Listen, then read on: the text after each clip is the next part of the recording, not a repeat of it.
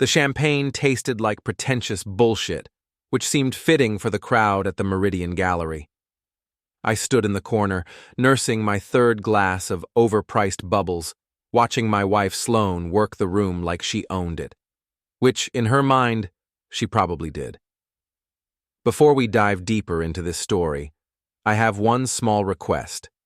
Please subscribe, drop a like, comment, and hit that hype button to boost this channel so more people can discover these incredible Reddit stories. Julian, darling, you look positively thrilling standing there like a houseplant, came the sharp voice of Reese, Sloane's best friend and professional social climber. She materialized beside me in a cloud of expensive perfume and barely concealed disdain. Thanks, Reese. I was going for decorative yet unobtrusive. Seems I nailed it. She laughed, that practiced laugh that meant absolutely nothing. You know, most wives would appreciate having a husband who doesn't try to steal their spotlight. I watched Sloane across the room, her hand lingering on the arm of Oliver Mercer, the evening's featured artist. 29 years old, all cheekbones and artistic angst, with paint-stained fingers that currently traced patterns on my wife's wrist. She threw her head back, laughing at something he whispered in her ear. Spotlight, I repeated. Is that what we're calling it now? Reese's smile faltered for just a moment before snapping back into place. Don't be dramatic, Julian. Sloane is networking. It's what she does. Right. Networking. That's why she'd been networking until 2 a.m. 3 nights this week. That's why she'd started wearing new lingerie I'd never seen. That's why she'd moved her phone to her side of the bed and started sleeping with it under her pillow. The gallery buzzed with the kind of people who pronounced arts with an extra syllable and considered themselves intellectuals because they could identify a Monet from across a room. Museum work had taught me to spot the difference between genuine art lovers and social parasites. This crowd was 90% parasites. There's my favorite brother-in-law.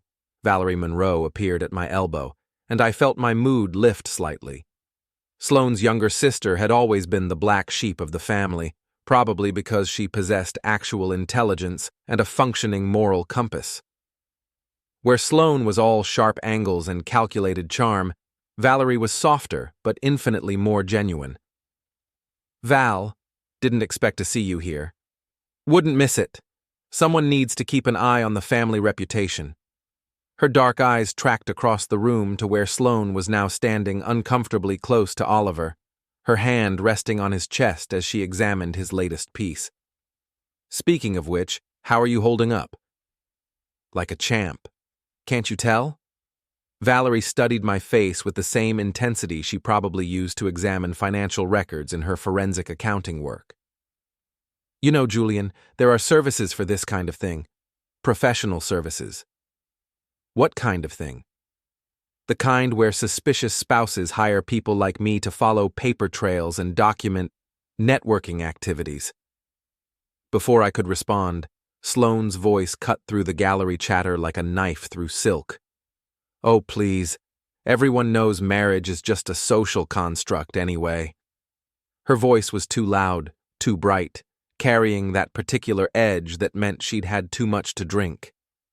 I mean, why should a piece of paper define who you are or what you can do? The circle of admirers around her and Oliver laughed appreciatively. I noticed how Oliver's hand had found the small of her back, how she leaned into the touch. Some people take those social constructs seriously, offered someone in the crowd, glancing in my direction. Sloane followed the gaze, her eyes finding mine across the room. For a moment, something flickered in her expression. Guilt? Defiance? It was hard to tell from this distance. Then she raised her champagne glass high, her voice carrying clearly across the gallery. Well, tonight I'm single. The words hit me like a physical blow, but not because they were unexpected. I'd been preparing for this moment for weeks, watching the signs, cataloging the evidence. What surprised me was how little it actually hurt. Maybe I'd already done my grieving. The crowd around her erupted in nervous laughter, unsure if this was a joke or a declaration. Reese immediately started filming with her phone, because of course she did. Nothing existed unless it was documented for social media. Valerie's hand found mine, her fingers intertwining with mine as she stepped closer. "Then I'm with you," she said, her voice carrying just as clearly as Sloane's had. She sat down in the empty chair beside me, her hand still holding mine, her body language making her allegiance crystal clear. The gallery went silent. Sloane's face went through several expressions in rapid succession: confusion, disbelief, anger, and finally panic as she realized what had just happened. Her sister had publicly chosen sides, and it wasn't hers. "Val, don't be ridiculous." Sloane tried to laugh it off, but her voice cracked slightly. "We're just having fun. Right, Julian? Tell them we're just—" I stood up slowly, Valerie's hand still in mine, and reached into my pocket. The house keys felt heavier than they should have as I pulled them out. The gallery crowd watched in fascination as I walked across the room, my footsteps echoing in the silence. "Since you're single," I said, placing the keys in Sloane's free hand, "you'll need to find a new place by morning." The champagne glass slipped from her other hand, shattering on the gallery floor. The sound seemed to break whatever spell had held the room captive, and suddenly everyone was talking at once. But Sloane just stood there, staring at the keys in her palm like she couldn't quite process what they meant. "Julian, wait! I didn't mean—" she started, but I was already walking away. Valerie fell into step beside me, her heels clicking confidently on the polished floor. As we reached the gallery exit, I heard Sloane's voice behind us, higher pitched now, desperate. "It was a joke. Can't anyone take a joke anymore?" But nobody was laughing, and that was the last thing she managed to say before the gallery doors closed behind us. My apartment felt different without Sloane's presence, though she'd only been gone 12 hours. Lighter somehow, like a weight I hadn't realized I'd been carrying had suddenly lifted. Valerie emerged from the guest room wearing one of my old museum t-shirts and a pair of sweatpants she'd borrowed. Her hair was pulled back in a messy bun, and without makeup, she looked younger, more vulnerable. "Coffee?" I offered, holding up the pot. God, yes, I barely slept. She accepted the mug gratefully. "My phone's been buzzing all night. Reese posted that video everywhere. Tonight, I'm Single is already trending." I pulled out my own phone and immediately regretted it. 17 missed calls from Sloane, 43 text messages, and notifications from every social media platform I'd forgotten I had accounts on. "She's been calling you too?" Valerie asked, noting my expression. "Among other things." I scrolled through the texts, which progressed from angry to pleading to manipulative, and back to angry. "She wants to talk about this like adults." "Ah, yes, because publicly humiliating your husband at a gallery opening is peak adult behavior." I set the phone aside and studied Valerie's face. "Why did you do it? Last night, I mean, taking my side like that." She was quiet for a long moment, staring into her coffee. "Do you know what Sloane said to me at Christmas?" I shook my head. "She said she felt sorry for me because I'd never understand what it was like to be truly desired. She said some people were meant to be the main character, and others were meant to be supporting cast." Valerie's voice was steady, but I could hear the hurt underneath. "She was talking about you too, you know. In her mind, we were both just accessories to her story. The cruelty of it shouldn't have surprised me, but it did. Val, I'm sorry, I had no idea. She's my sister and I love her, but love doesn't mean I have to enable her selfishness." She looked up at me then, her eyes fierce. "Besides, you've been good to this family for 5 years. Someone should be good to you." My phone buzzed again. This time, it was a call from an unknown number. "Julian Monroe?" The voice was crisp, professional. "Yes? This is Detective Sarah Chen with the Portland Police Bureau. We've received a report about a domestic disturbance at your residence last night. Could you come in for a statement?" I felt the red liquid drain from my face. "A domestic disturbance?" Valerie was watching me intently, her expression shifting from curious to concerned. According to the report, your wife claims you threatened her and threw her out of the house without her belongings. She's also alleging that you've been having an inappropriate relationship with her sister. That's... I started, then stopped. Of course Sloane would try to flip the narrative. Of course she'd make herself the victim. Detective, I think there's been a misunderstanding. I'm sure we can clear this up quickly. Can you come in this morning? After I hung up, Valerie was already reaching for her laptop. What are you doing? What I do best, following the money trail. Her fingers flew across the keyboard. If Sloane wants to play dirty, we need ammunition.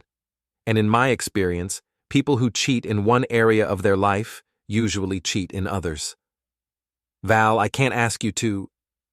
You're not asking, I'm offering. She pulled up what looked like a banking interface. Sloane gave me access to her accounts last year when she needed help with her taxes. Technically, I still have legitimate access as her financial advisor. Technically? Fine, it's a gray area, but so is filing false police reports. She scrolled through pages of transactions, her expression growing more serious. Julian, when did Sloane start her publicity fund? About 6 months ago. She said it was for networking events, client entertainment, that sort of thing. Right. And how much did she say she was putting into it monthly? 500, maybe 1,000. Why? Valerie turned the laptop toward me. The account showed regular deposits of $3,000 dating back 4 months. But more interesting were the withdrawals, payments to something called Meridian Studios, transfers to an account labeled O. Mercer, and cash withdrawals that totaled nearly $15,000. She's been funding his entire operation, Valerie said quietly. The studio rent, art supplies, even his car payments. Look at this. She paid for his gallery showing last night. I stared at the screen, feeling something cold settle in my stomach.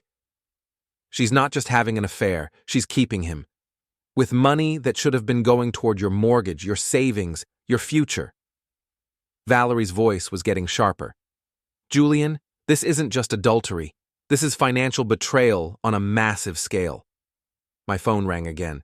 This time it was my boss, Dr. Margaret Winters, the museum director. Julian, I'm sorry to bother you on a Saturday, but I've had some concerning calls this morning. About last night? About your situation. The board is worried about potential scandal affecting the museum's reputation. I've also had someone call asking about your access to our archives and whether any pieces might be unaccounted for. Unaccounted for? I felt my temper flare. Dr. Winters, are you suggesting I've stolen something? Of course not. But given the circumstances and the accusations being made, I think it would be best if you took some personal time while this gets sorted out. What accusations? Your wife called this morning. She claims you've been using museum resources for personal gain and that you've been unstable lately. She mentioned concerns about your access to valuable pieces. I closed my eyes, feeling the walls closing in. Sloane wasn't just trying to destroy my marriage. She was going after my career, my reputation, everything I'd built. Dr. Winters, I need you to know that... Take the weekend, Julian. We'll talk Monday. The line went silent. Valerie was watching me with a mixture of sympathy and calculation. She's trying to isolate you. Classic manipulation tactic. Make you look unstable, cut off your support systems, control the narrative. It's working. Only if we let it. She closed the laptop and stood up. Get dressed. We're going to the police station. Val, I don't think... Trust me. I've dealt with financial criminals before. The key is getting ahead of their story with facts, documentation, and evidence. She smiled, but it wasn't entirely pleasant. Besides, I have a feeling Detective Chen is going to be very interested in what we found in Sloane's accounts.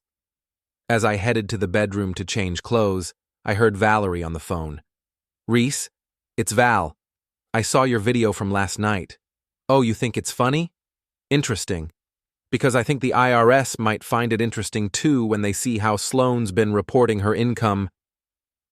Maybe I wasn't as isolated as Sloane thought. Detective Sarah Chen was younger than I'd expected, with sharp eyes and an expression that gave nothing away. She led us into a small interview room that smelled like stale coffee and industrial disinfectant. "Mr. Monroe, thank you for coming in. Ms. Monroe, I wasn't expecting you." "Valerie is here as a witness," I said. "She was present during the incident my wife reported." "I see. Well, let's start from the beginning. Your wife claims that you became violent last night and forced her to leave your shared residence. She says you've been increasingly unstable and that she fears for her safety." I took a breath, choosing my words carefully. "Detective Chen, my wife publicly announced at a gallery opening that she was single. When I gave her our house keys and suggested she find somewhere else to stay, I was simply taking her at her word. She also mentioned concerns about your relationship with her sister." Valerie leaned forward. "Detective, I can address that. I made a conscious choice to support my brother-in-law after witnessing my sister's public humiliation of him. There's nothing inappropriate about our relationship." "And the allegations about museum property?" I felt my jaw tighten. "I've worked at the Portland Museum of Natural History for 8 years. My record is spotless. If my wife is suggesting otherwise, I'd like to know what specific claims she's making." Detective Chen consulted her notes. "She mentioned that you have access to valuable artifacts and that you've been erratic lately. She's concerned you might do something to damage museum property or your own reputation." "Detective," Valerie interrupted, "before we continue, I think you should know that I've discovered some irregularities in my sister's financial accounts that might be relevant to this situation." Chen's eyebrows rose slightly. "What kind of irregularities?" "Large cash withdrawals, payments to individuals not associated with her business, possible tax evasion. As a forensic accountant, I'm legally obligated to report suspicious financial activity." I watched Chen's expression shift from routine questioning to genuine interest. "Ms. Monroe, are you filing a formal complaint?" "I'm considering it, but I wanted to make sure you had the full picture before making any decisions about my brother-in-law's character." Chen was quiet for a moment, studying both of us. "Mr. Monroe, I have to ask, do you have any intention of harming yourself, your wife, or anyone else?" "No." "Do you have access to weapons?" "No." "Are you planning to interfere with your wife's property or attempt to contact her against her wishes?" "Detective, at this point, I'd prefer she stay as far away from me as possible." Chen nodded slowly. "I'm going to be honest with you both. This feels like a civil matter that's been escalated unnecessarily. Mr. Monroe, I don't see evidence of criminal behavior on your part. However, I do need to advise you that if your wife files for a restraining order, you'll need to comply with any court orders." "Of course." "Ms. Monroe, if you do decide to file a complaint about financial irregularities, you'll need to do that through the appropriate channels." After we left the station, Valerie and I sat in my car for a few minutes, processing what had just happened. "She's scared," Valerie said finally. "Sloane?" "She should be. No, I mean really scared. The police report, the accusations about the museum, that's not just manipulation. That's panic." Valerie turned to face me. "Julian, what if she's in deeper than we thought?" "What do you mean?" "The money she's been funneling to Oliver. What if it's not just her money? What if she's been skimming from her clients' accounts?" The possibility hit me like a punch to the gut. Sloane's publicity firm handled accounts for several high-profile clients, including local politicians and business leaders. If she'd been stealing from them. "We need to look deeper into those accounts," I said. "Agreed. But first, we need to secure your position. If Sloane is planning to escalate this, she'll go after your job next." As if summoned by her words, my phone rang. Dr. Winters again. "Julian, I've had another call, this time from a reporter at the Portland Tribune. They're asking questions about museum security and employee background checks. A reporter? Someone tipped them off about your situation. They want to know if the museum is taking any action regarding employee conduct. I felt that familiar cold sensation in my stomach. What did you tell them? That all museum employees are held to the highest standards, and that personnel matters are confidential. But Julian, if this becomes a public story, I understand. There's something else. We had a break-in attempt last night. Security cameras caught someone trying to access the employee entrance around midnight. The footage is too dark to make a positive identification, but you're wondering if it was me. I have to ask. Dr. Winters, I was at home all night. Valerie can confirm that. I believe you. But the board is asking questions, and with everything else that's happening, I'll come in Monday morning. We'll sort this out. After I hung up, Valerie was staring at me with a strange expression. Julian, what time did Sloane usually get home when she was working late? Around midnight, usually. Sometimes later. Why? Because if she has access to your employee credentials, and if she's desperate enough to try framing you for theft, the pieces clicked into place. She was trying to plant something, or steal something to make it look like I did it. We need to get to the museum, now. Val, it's Saturday. The museum is closed. You have access, don't you? Security clearance? I did. Senior archivists had weekend access for research purposes, but using it now, under these circumstances, felt like walking into a trap. If we go there now, and security footage shows me entering the building, it'll look like I'm the one trying to steal something. Not if we call security first. Not if we go through proper channels. Valerie was already dialing a number. Eli? It's Valerie Monroe. Yes, Julian's sister-in-law. Listen, we think someone might have tried to plant evidence at the museum last night, and we need to check Julian's work area before Monday. While she talked, I thought about Sloane's behavior over the past few weeks. The late nights, the secretiveness, the way she'd been asking casual questions about museum security procedures. I'd thought she was just making conversation. Now I realized she'd been gathering intelligence. Eli says he'll meet us there in 20 minutes, Valerie said after hanging up. He's bringing the head of security and a witness from the board of directors. Why would he do that for us? Because he's been suspicious about that break-in attempt too, and because he likes you a lot more than he likes the idea of someone framing you. As we drove toward the museum, I felt something I hadn't experienced in months. Hope. Not just hope that I'd survive this mess, but hope that I might actually come out ahead. Sloane had made a crucial mistake. She'd underestimated both me and her sister. And now, instead of being the victim of her manipulation, I was starting to feel like the hunter.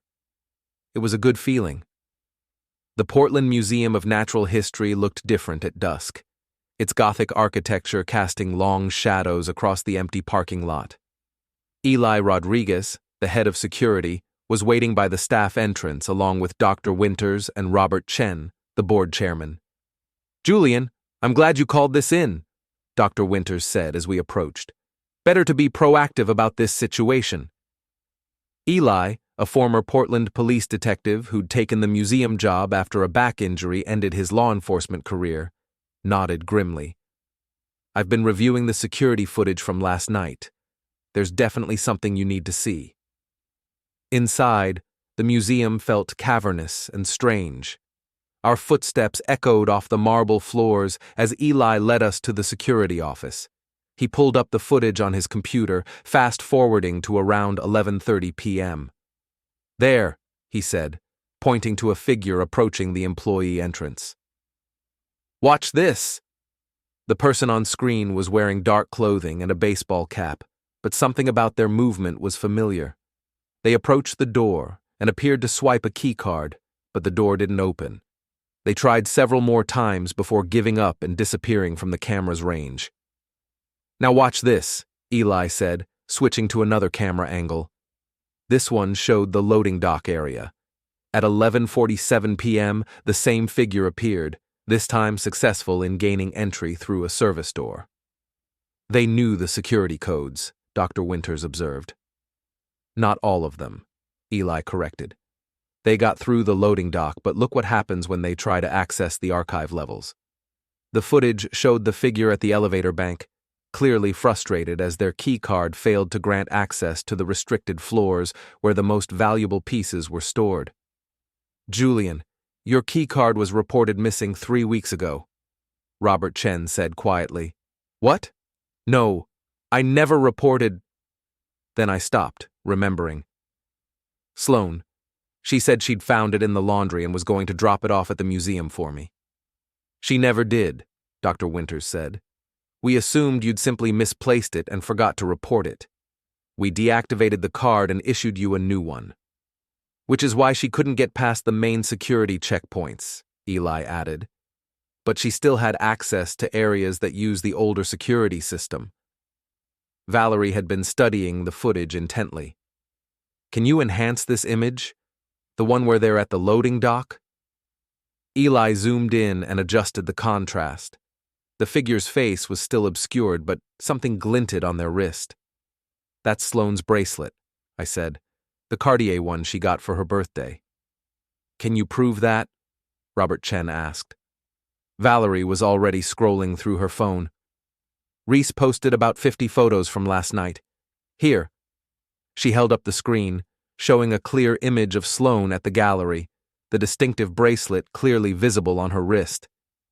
So, she went from the gallery to here, Dr. Winters said. What was she looking for? Let's find out, Eli said. The system logs every door that was opened with an unauthorized card. Looks like she accessed the administrative offices, the gift shop storage area, and… He frowned. Julian's office. My office was on the 3rd floor, a cramped space I shared with 2 other archivists. As we climbed the stairs, I tried to think of what Sloane might have been looking for.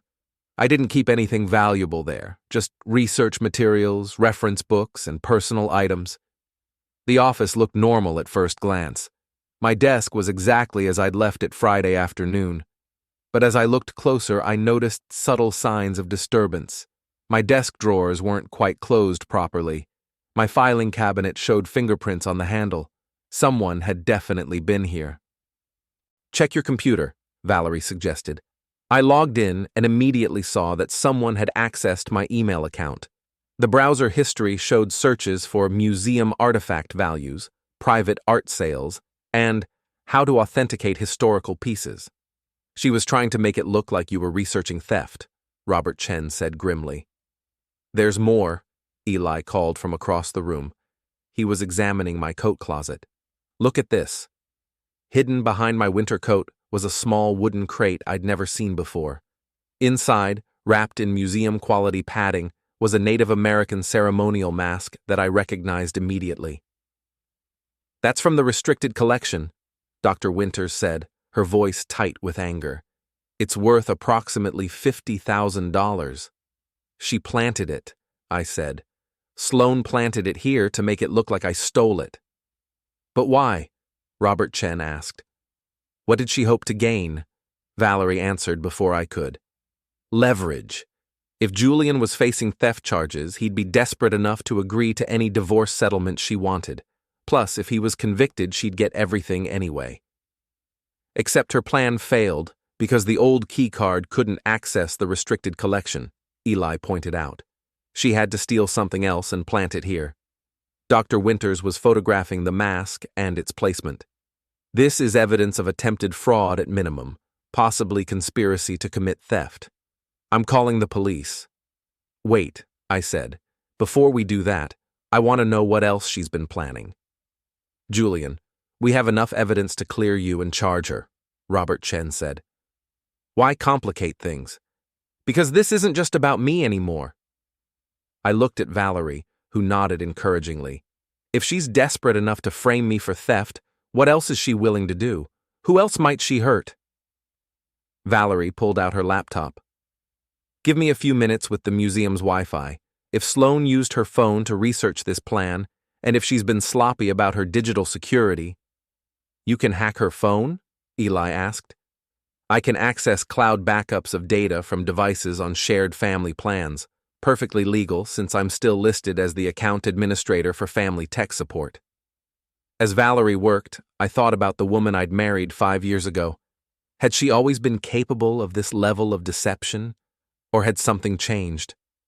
When had she decided that destroying me was preferable to simply leaving me? Got it, Valerie said. Julian, you're going to want to see this. She turned the laptop toward me, showing a series of text messages between Sloane and Oliver. Sloane. Plan B is in motion. Museum thing should keep him busy while we finish the gallery deal. Oliver. You sure this will work? Seems risky. Sloane. Trust me. By Monday he'll be too worried about jail time to care about anything else. We'll have the studio sale finalized and be in California before he knows what hit him. Oliver. What about your sister? Sloane. Val won't be a problem once Julian's arrested. She'll be too busy trying to help him to interfere with us. California? I said. Keep reading, Valerie said grimly. Sloane. Reese found a buyer for the gallery space. We can flip Oliver's studio lease and the equipment for $200K, plus we have the client fund money. More than enough to start over in LA. Oliver. And if the husband doesn't take the bait? Sloane. Then we go to Plan C. I've been documenting his erratic behavior for weeks. Mental health crisis, potential for violence. Either way, I get what I want. I felt something cold and sharp settle in my chest. This wasn't just about divorce or money. Sloane had been planning to destroy my life systematically, using whatever method worked best. Dr. Winters, I said quietly, I think you should make that call to the police now. Already dialing, she replied. But as we waited for the authorities to arrive, I realized something had fundamentally changed inside me. The hurt and betrayal I'd been feeling were crystallizing into something harder, more focused. Sloane wanted to play games with my reputation, my career, my freedom? Fine. But she'd made one crucial error in her planning. She'd assumed I'd be fighting this battle alone. Looking around the room at Dr. Winters, Robert Chen, Eli, and Valerie, I realized I had something she didn't. People who actually cared about the truth. And that was going to make all the difference. By Sunday evening, the situation had escalated beyond anything I could have imagined. Detective Chen had arrested Sloane for attempted theft and fraud, but she'd made bail within hours. The story had leaked to local media, and my phone hadn't stopped ringing with calls from reporters, colleagues, and friends. Valerie and I were sitting in my living room, surrounded by printouts of financial records, legal documents, and news articles, when my phone rang with a number I didn't recognize. Julian? It's Brady Hoffman, Oliver's manager. The voice was smooth, practiced. I think we need to talk. I have nothing to say to you. Actually, you do. Because I have something that belongs to you, and you have something that could destroy my client's career. I put the phone on speaker so Valerie could hear. What are you talking about, Brady? Your wife has been indiscreet in her communications. Oliver's been recording their conversations for weeks, including some very interesting discussions about museum security and her plans for your future. I'm willing to trade. Trade for what? You drop the charges, stay quiet about the financial irregularities, and give Oliver a clean exit from this mess. In return, you get recordings that prove your wife has been planning this for months, plus some additional information about her other activities. Valerie was shaking her head vigorously, but I was curious. What other activities? Let's just say the museum wasn't her only target. Meet me at the Meridian Gallery tomorrow at noon. Come alone. After he hung up, Valerie grabbed my arm. Julian, this is obviously a trap. Maybe. But what if it's not? What if Brady's trying to cut his losses and throw Sloane under the bus? Then he'll do it through proper legal channels. This cloak and dagger stuff is just going to get you in more trouble. She was probably right, but something about Brady's call bothered me. The way he'd emphasized other activities, suggested there was more to this story than just adultery and attempted fraud. Monday morning brought another surprise. Dr. Winters called to tell me that the museum's insurance company had discovered irregularities in their recent claims history. Julian, someone has been filing false damage reports on artifacts, claiming pieces were accidentally broken or damaged during routine maintenance. The insurance payouts have totaled nearly $30,000 over the past 6 months. And you think No, I think your wife somehow gained access to our internal reporting system. The claims were all filed electronically, using your credentials, but the timestamps show they were submitted during hours when you were provably elsewhere. Another piece of the puzzle clicked into place. She's been running multiple scams simultaneously. It appears so. The insurance investigator wants to speak with you this afternoon. After hanging up, I made a decision that Valerie wasn't going to like. I'm going to meet Brady. Julian, no. This is exactly what Sloane wants, for you to do something impulsive that she can use against you. Val, what if there are other victims? What if she's been running these scams on multiple people and Brady has evidence that could help them? Then he can turn that evidence over to the police. He won't, though. He's trying to protect Oliver, which means he needs leverage. If I can get that evidence and turn it over to the authorities myself, you'll be walking into an ambush. I looked at Valerie, this woman who'd risked her relationship with her sister to help me, who'd spent the weekend digging through financial records and supporting me through the worst crisis of my life. Come with me, I said. What? Come with me to meet Brady. You're good at reading people and you know the financial side of this better than I do. If it's a trap, we'll recognize it. If it's legitimate, we'll have backup.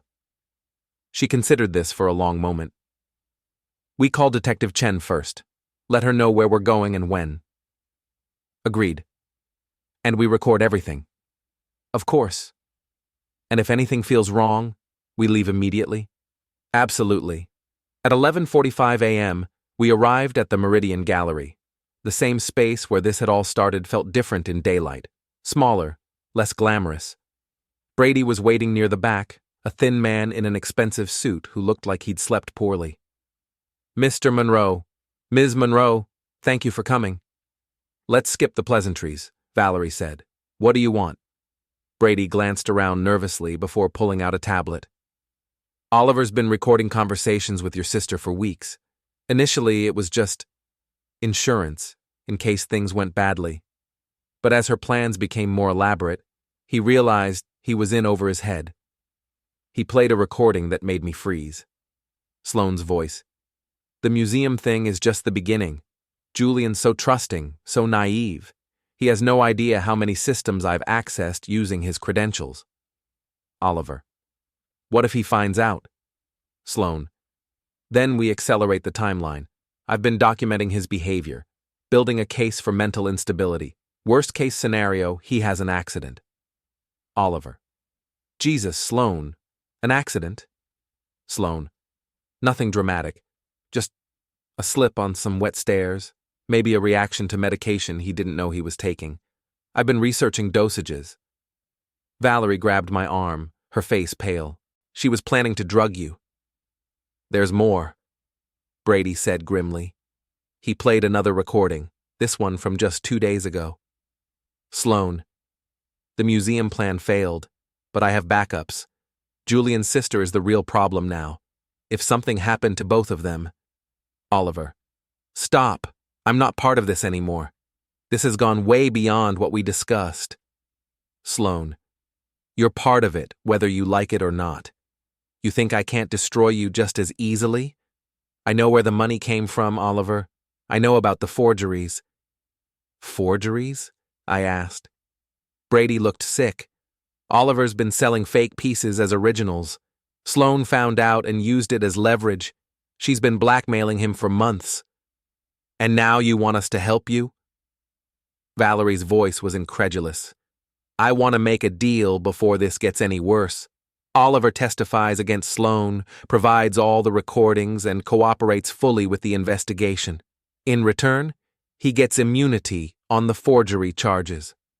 That's not our decision to make, I pointed out. No, but your testimony could influence it, especially if you're willing to acknowledge that Oliver was being coerced. I looked at the tablet, thinking about what we'd just heard. Sloane hadn't just been planning to ruin my life, she'd been planning to end it. Brady, I need copies of all those recordings. Done.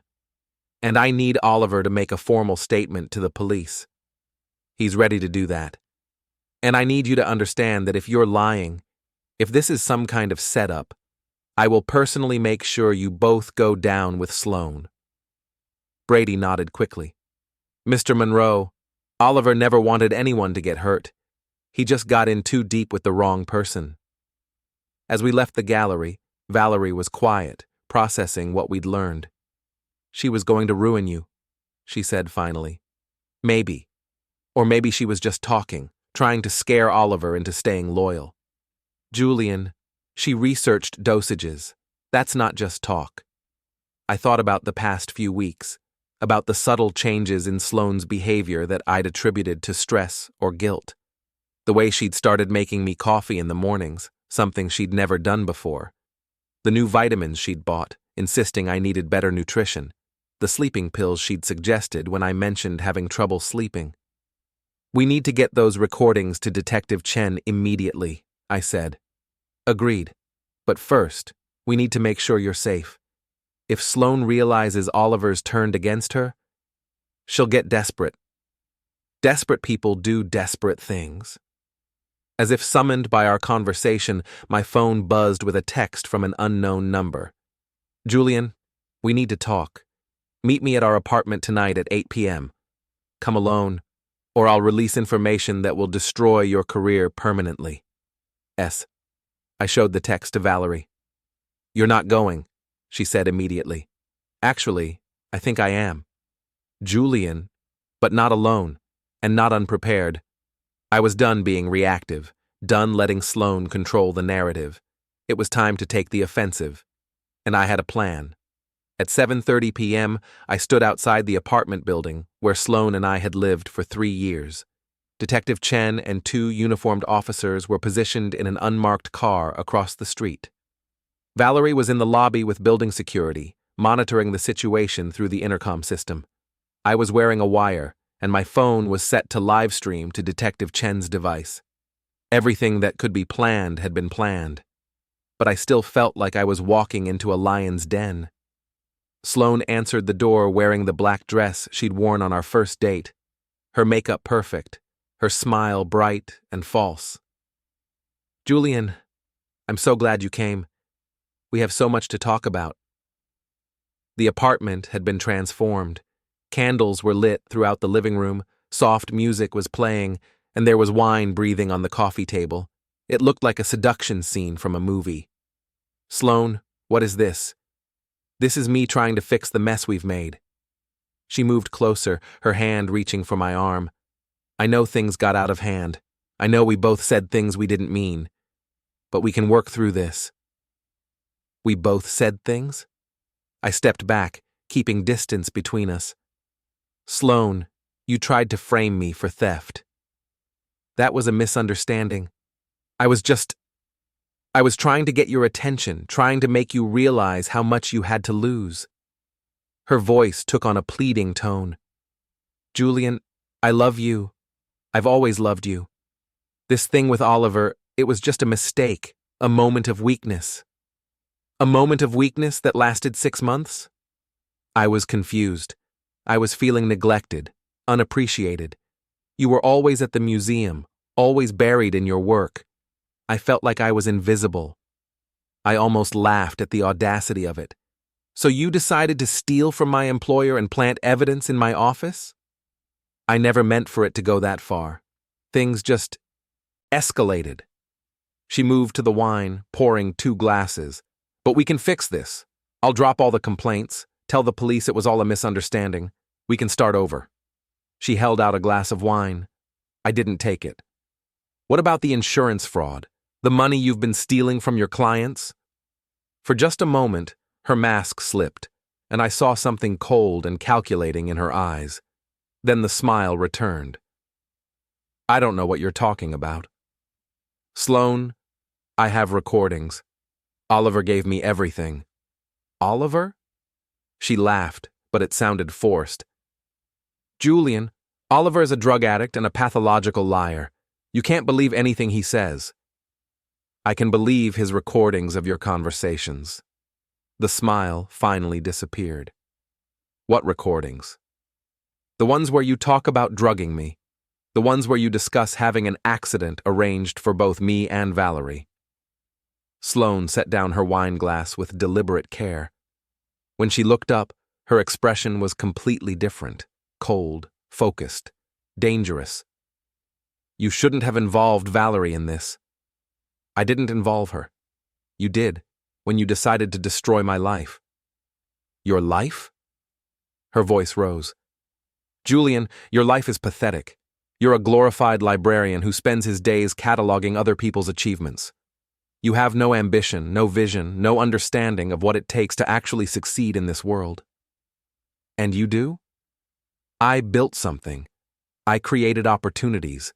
I made connections that could have benefited both of us if you hadn't been so content to stay small and insignificant.